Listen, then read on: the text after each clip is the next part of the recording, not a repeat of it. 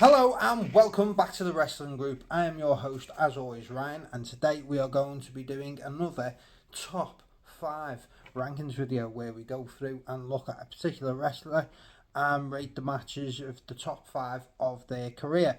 So, with all the talk of Will Ospreay having just recently left New Japan after his last match, which was United Empire versus Bullet Club War Dogs in a phenomenal cage match. If you haven't seen it yet, I urge you to go and watch it as soon as you watch this video. It is a phenomenal match. Absolutely one of the best. But for in this video, we're going to look at Will Ospreay's best one-on-one matches in New Japan Pro Wrestling. So that match I haven't put in, only because for me to break that down, it would be absolute insanity with it being an hour and a half long. So I've stuck with one-on-ones just for this one, as I'll probably do other Will Ospreay videos at a later date. But for now, we're just going to keep it with this. So, like I say, Ospreay has left New Japan Pro Wrestling. He's now going on to AEW as a full-time wrestler, and he's just been announced last night on Dynamite he will be facing Konosuke Takeshita at Revolution, which is about to be a phenomenal match. You know, Takeshita has already beaten Kenny Omega and Chris Jericho, so it'll be interesting to see who wins between Ospreay and Takeshita, considering they're both considered members of the Don Callis family. And so we are going to go through, like I say, top 5 Will Ospreay one-to-one matches in New Japan Pro Wrestling. So we'll start obviously at number 5, make our way to number 1, which is deemed to be his greatest match in New Japan. So, like I say, we'll start at number 5. So number 5 we have Will Ospreay versus Hiromu Takahashi at Wrestle Kingdom 14 for the IWGP Junior Heavyweight Championship. Now, 18 months earlier, before this, Hiromu Takahashi, then IWGP Junior Heavyweight Champion, suffered a bad career-threatening neck injury that forced him to vacate the title and after surgery start a long road to recovery. This match is regarded by many as the greatest Best of Super Juniors match of all time. The match itself starts slow-paced with like a mat-based style wrestling, before turning up into more of a strong style fight with elbow shots back and forth. Will Ospreay clearly going in and targeting Hiromu's neck, obviously showing that he had the injury previously, and to put all the pressure on his neck to see if he can hold up throughout the match. The pace then picks up, quickens with some great blocks and counters on display. If you watch any Will Ospreay matches, you know it's most of the time it's going to be fast paced and a hell of a lot of counters, but they're always done in good taste. Ospreay eventually takes control of the match and goes to work on Takeshita's neck some more, with stomps on the head to the previously injured neck, like he stomps on his head and the back of his neck. And then uses like a Randy Orton-esque DDT, you know, where he does the stalling DDT, where he brings him through the ropes, drops him on his head, and leaves him basically hanging on his head. Ospreay eventually takes control, and then, like I say, he puts all the pressure on the neck with elbow strikes, landing at the side of his head and his neck, and he does a couple of moves that drops him basically on his neck, as well as, if you watch New Japan, you're used to people being dropped on their neck quite a lot. I mean, just look at Kota Ibushi for the start. Hiromu sells the attacks well as Ospreay continues to work on the neck with a neck breaker and then putting Taka into the Koji clutch before the rope break. So obviously that puts, again, more extra pressure on the neck area. A lot of fans then start thinking, well, Ospreay's going to retain. You know, Hiromu's not going to be able to come out of this with the win, especially with the amount of basically suffering that his neck's gone through the match. Some good near fall finishes as Hiromu kicks out of a Made in Japan shooting star press and also an Oz cutter. More great counters as Hiromu fails to hit the time bomb twice before he then kicks out of Will Ospreay's hidden blade. Takahashi hits the time bomb, but Ospreay manages to kick out at 2 before Hiromu then hits the time bomb 2 for the very first time in his career, and that leads to victory for Hiromu, and he then picks up the IWGP Junior Heavyweight Championship on his return. Obviously the title that he never lost and had to vacate. So really good all-round story there as well, where you've got Takahashi obviously having to vacate the title, and then in the end ends up winning it back. So obviously Takahashi is considered one of the best Super Juniors of all time, multiple time champion, and like I say, when he then drops the belt, Ospreay comes in. Ospreay basically picks up the mantle, runs with it, puts on absolute stellar performances as the champion, and then obviously has to go against the former champion at Wrestle Kingdom, with Hiromu picking up the win. So that comes in at number 5.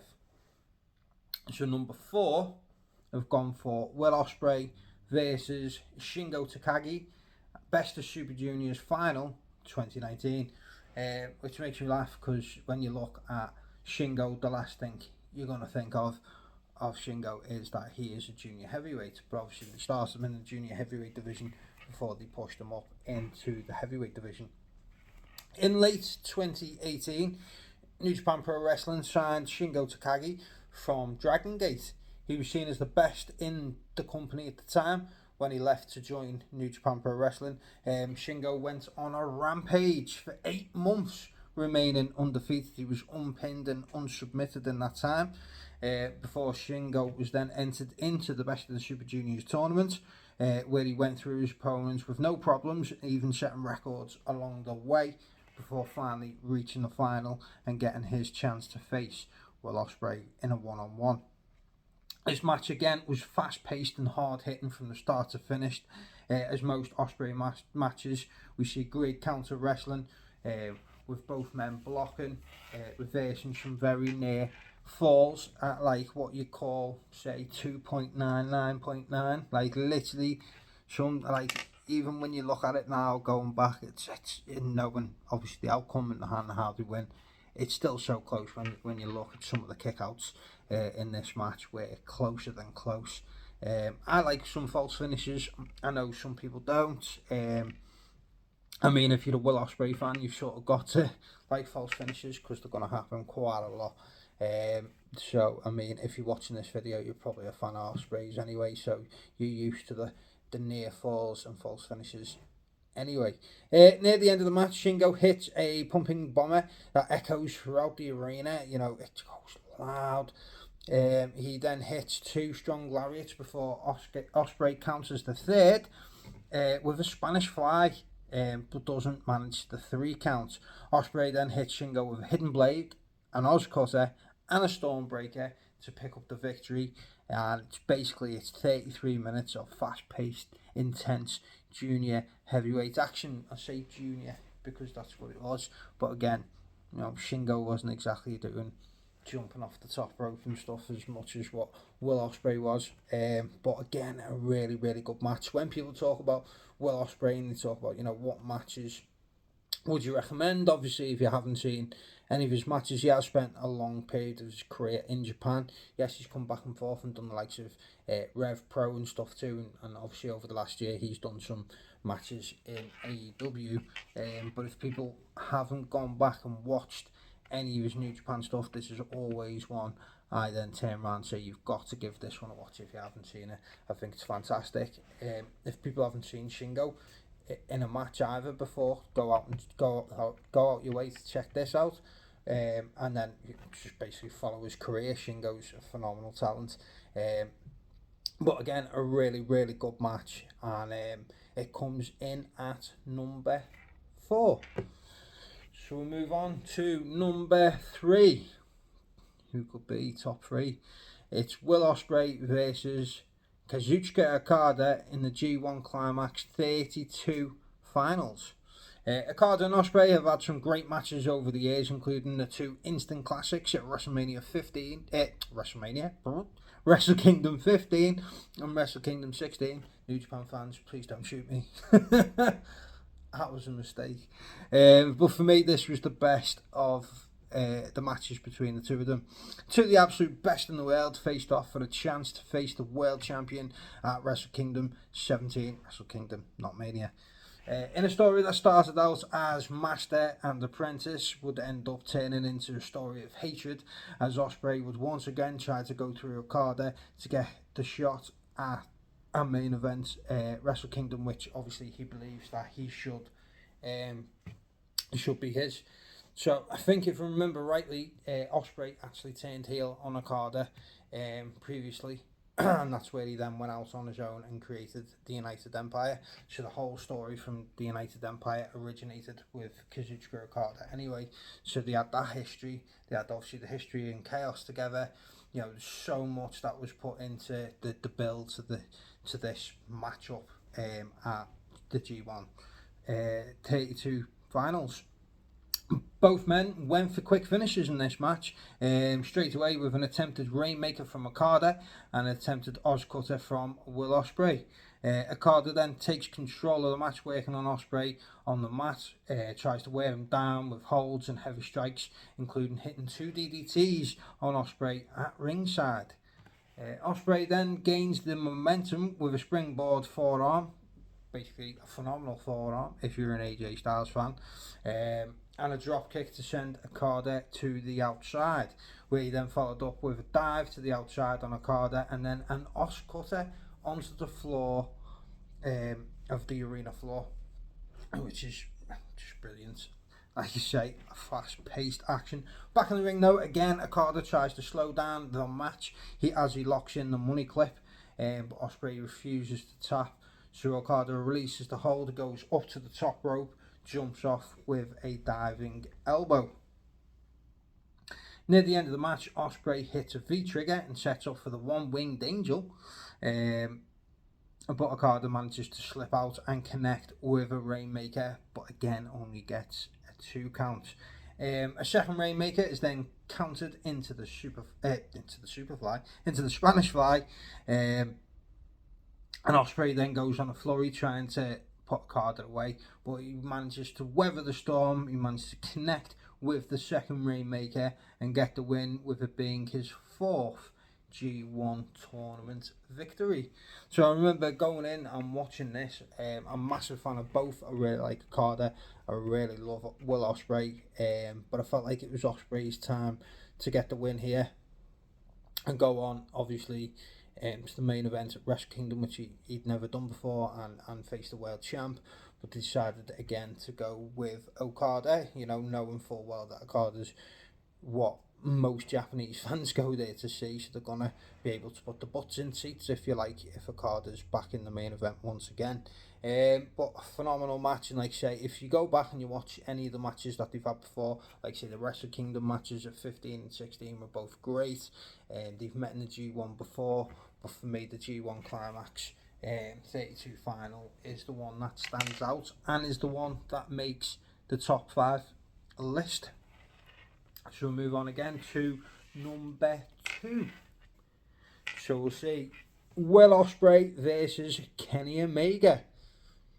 But which one? For the IWGP United States Championship. See, a lot of people with this is like, which would you have higher than the other? So this is the rematch at Forbidden Door. Although this match isn't, you know, technically New Japan Pro Wrestling, it is part of the joint pay-per-view between New Japan Pro Wrestling and AEW, and Ospreay obviously was wrestling at the time under the New Japan banner, which obviously if he competes at Forbidden Door later this year, he'll actually be wrestling under the AEW banner this time, which could bring some interesting matches, obviously depending what happens with United Empire going forward.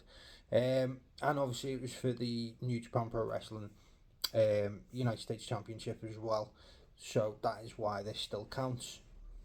At Wrestle Kingdom 17, Omega defeated Ospreay for the title, and after one successful title defense against Jeff Cobb, who's obviously of United Empire. It was time for Ospreay to get his rematch.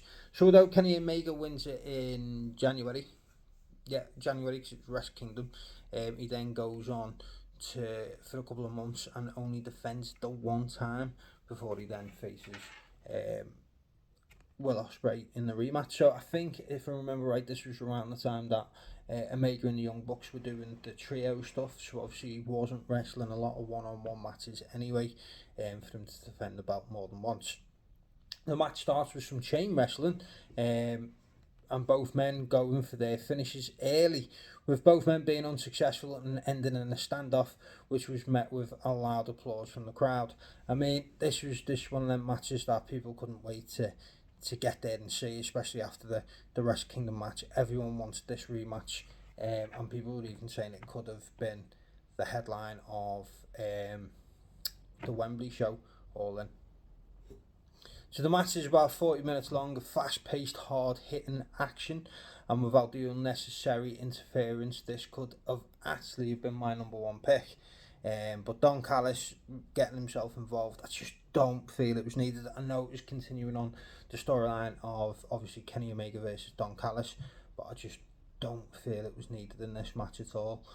It just taints the match for me with Don Callis being involved, and considering the fact of his interference didn't actually play the part in the final of obviously the end of the match.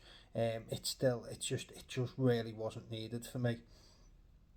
Don Callis distracts the referee and slides Ospreay a screwdriver, as Omega then sets Ospreay up for the one-winged angel. He then stabs Omega in the head with the screwdriver, obviously that being what they've been using. The whole storyline of Callis vs Omega was built around the screwdriver, so that's why that was used in that particular moment. A hidden blade and a stormbreaker gets Ospreay the 2 count, as Omega manages to get a rope break. I remember at the time watching this thinking, as much as I wanted Ospreay to win the rematch, I was just like, for the love of God, please don't win it off a Don Callis interference, which he didn't do, which I was glad about, but I was actually really shocked that he didn't win it off that. Ospreay then hits the Kamigoye and the one-winged angel on Omega, so he manages to use Omega's finisher on himself. He manages to use Omega's finisher on Omega, but only gets the 1 count this time, as Omega does like a strong, like proper kicks out with authority, and he's like, I'm not getting pinned by my own move. But then Ospreay hits a absolute sick Tiger Driver 91. If you haven't seen that, go and check it out. Ospreay hits the Tiger Driver 91, a hidden blade and a Stormbreaker to get the win and to regain his IWGP United States Championship. And so, like I say, all these matches are phenomenal matches. I mean, to be honest with you, Will Ospreay has had a fantastic career, especially over the last 3 to 4 years, with absolute banger after banger matches. So this could easily be another 5, and there wouldn't be any issues with it, because he's had that many fantastic matches, like I say. But for me, these are the greatest Will Ospreay 1v1 matches in New Japan Pro Wrestling. But that was a phenomenal match, and I can't wait if we get Kenny Omega coming back. So obviously he's out indefinitely at the moment with his injuries, but if Omega does manage to come back into the ring, you know, the fans are just going to want to see these two go at it again one more time, shall we say. We could even get a rematch of the tag match, which was phenomenal, from a couple of years back when we had Golden Lovers, which was obviously Omega and Ibushi versus Will Ospreay and Hiroshi Tanahashi. So that is number 2. So we'll go down again from 5 down to 2 before I tell you what our number 1 and deemed the greatest Will Ospreay match in New Japan Pro Wrestling, which I'm pretty sure you've already figured out by now what number 1 is. But at number 5, it's Ospreay versus Takahashi at Wrestle Kingdom 14 for the IWGP Junior Heavyweight Championship. In at number 4 is Ospreay versus Shingo at the Best of Super Juniors final in 2019. In at number 3, it's Ospreay versus Okada in the G1 Climax 32 final. In at number 2 is Ospreay versus Omega Forbidden Door IWGP United States Championship. So that can only mean one match can come above that, and that is Will Ospreay versus Kenny Omega, Wrestle Kingdom 17 for the IWGP United States Championship. And this was considered by many, including myself, as match of the year for 2023. I mean, and that's not just in New Japan, that is the match of the year for me in general, in everything. Like, you know, I watched multiple matches from multiple companies last year, but none of them come close for me to this, apart from obviously the rematch that they had. But like I say, if they didn't have Don Callis in there, that could have well probably pipped it. And to be honest with you, I'm glad that Don Callis was involved, for the simple fact that I could actually pick a number and an order between the two, because I feel like they were both equally as good.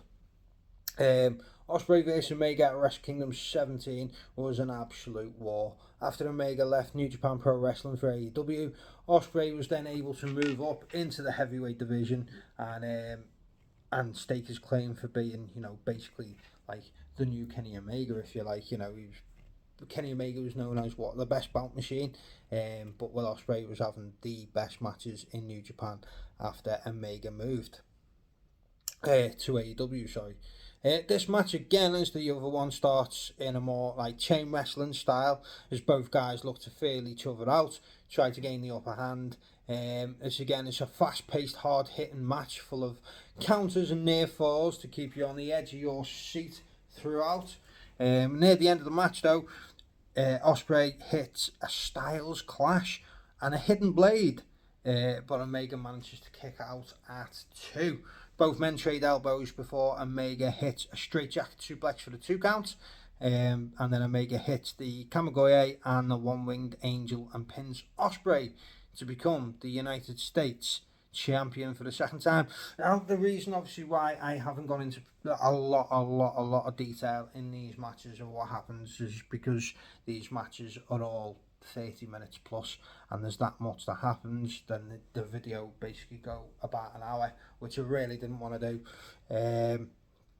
because I'm sure you don't want to sit here and listen to me talk about Will Ospreay for the whole hour and every single move that he does. But there you have it. That is my top 5. So if you have a different top 5, let me know in the comment section below. If there's any matches that you feel like I've missed, let me know in the comments. And obviously, if the order in which I've picked these, if you determine that is wrong, also let me know in the comment section. It's always good to hear from you fans. So that is Will Ospreay's top 5 one-on-one matches in New Japan Pro Wrestling, and I can't wait to see what he has in store when he comes over to AEW as a full-time worker. So it's exciting times for AEW. I mean, with the fact that Kazuchika Okada is looking most likely to come into AEW, probably a Revolution as well. Be interesting if these two get to square off one more time. Like say, if Omega comes back from injury, we might get to see them face off again one more time. And then we get matches that we haven't seen before, like Takeshita versus Ospreay already. That's got me excited. You know, you could have Ospreay versus Sammy Guevara. You know, Ospreay versus Jay White again. You know, there's so many matches that you could have. There's so many that you could have, like the first time. Ospreay versus Adam Cole, when Adam Cole's finally back from injury. Ospreay versus MJF. Ospreay versus Samoa Joe. So many possibilities for matches. Ospreay versus Swerve Strickland, I think would be absolutely phenomenal. So again, let me know in the comment section what matches you are most excited about the chance to see when Ospreay comes over to AEW. Let me know. In fact, give me a top 5. Do that. Give me a top 5 matches that you're wanting to see Will Ospreay take part in AEW. Off the top of my head, because I wasn't planning on doing this, I'd probably say Swerve Strickland. Trying to think of first time matches. He's already faced Mox. Has he faced Danielson? I think he's faced Danielson. So Swerve, Danielson, Hangman, Sammy. One more.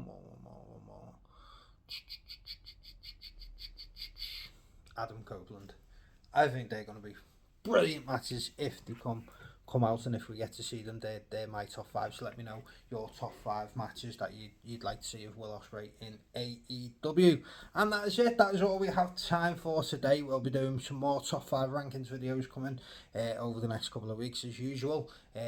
And give me a suggestion. I'm open to suggestions. Obviously, I won't be able to do everyone's suggestions, but I'm always open to suggestions. So you feel free to comment on any top 5s that you want me to go through. So that is it, and we are out of here. So as always, thank you for watching. Don't forget to give me a like, comment, and subscribe to my YouTube channel. And be sure to stay tuned for more wrestling related content coming your way very, very soon.